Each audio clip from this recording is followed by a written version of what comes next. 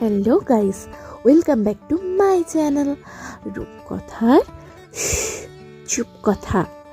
আজকে আমি চলে এসেছি আবার নতুন একটা ট্রাভেল ব্লগ নিয়ে।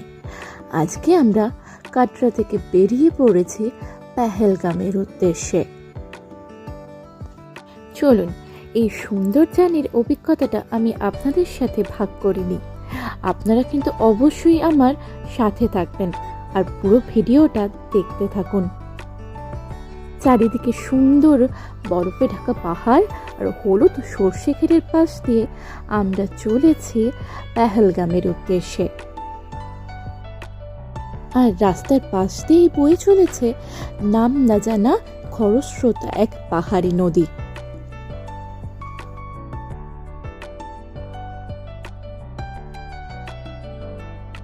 সুন্দর প্রাকৃতিক শোভা উপভোগ করতে করতে আমরা এসে পৌঁছেছি আমাদের এই হোটেলটিতে। আমাদের রুম থেকে প্রাকৃতিক সৌন্দর্যের ভিউটা আপনাদের এবার দেখিয়ে দিই।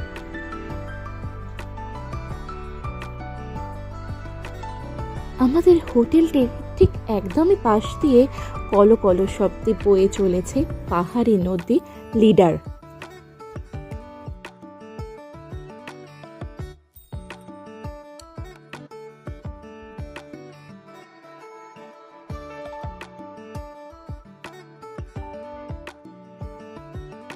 এবার আমরা হোটেলের বারান্দায় এসে বসলাম এই সুন্দর প্রকৃতির শোভাকে উপভোগ করার জন্য।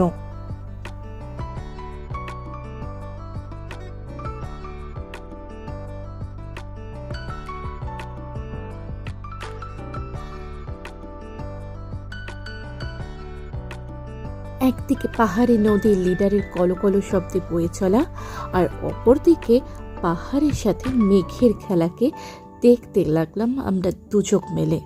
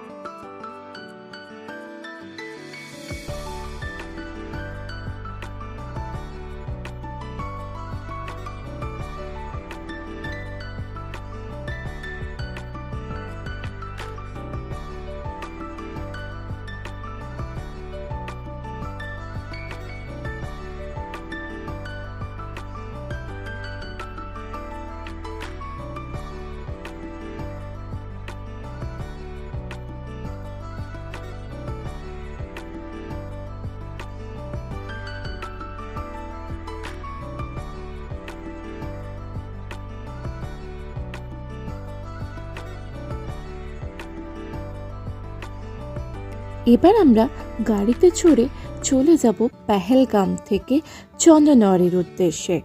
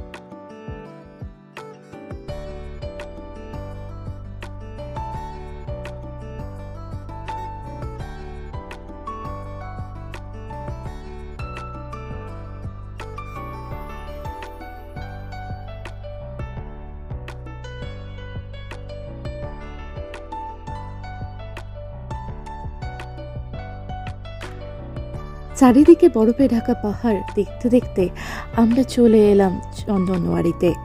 এখান থেকেই কিন্তু অমরনাথ যাত্রা শুরু হয়।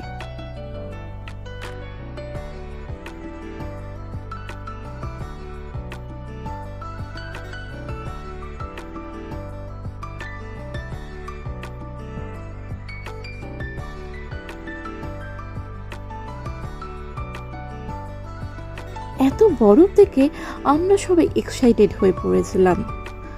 আমরা তাই খেলতে শুরু করলাম সেই বরফ নিয়ে, আর আমার মেয়ে তো খুবই আনন্দ পেয়েছিল এখানে এসে।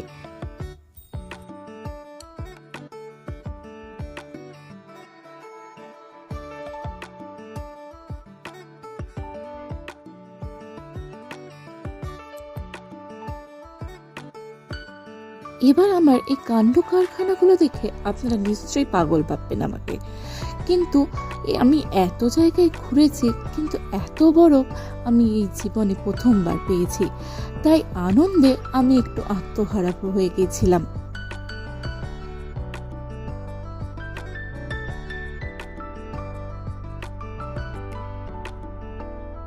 জীবনে প্রথম এত বরফ দেখে আমি আর আমার মেয়ে দুজনেই খুব খেলতে শুরু করে দিয়েছিলাম।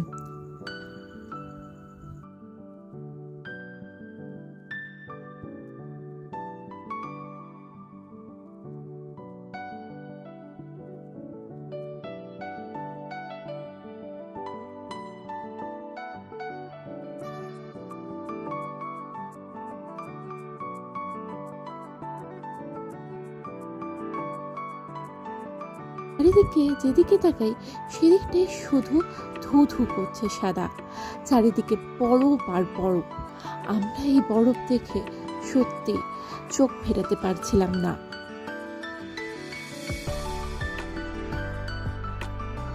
এই ভিডিওটি যদি আপনাদের ভালো লেগে থাকে তাহলে লাইক কমেন্ট করতে ভুলবেন না কিন্তু। থ্যাংক ইউ বন্ধু, বাই বাই।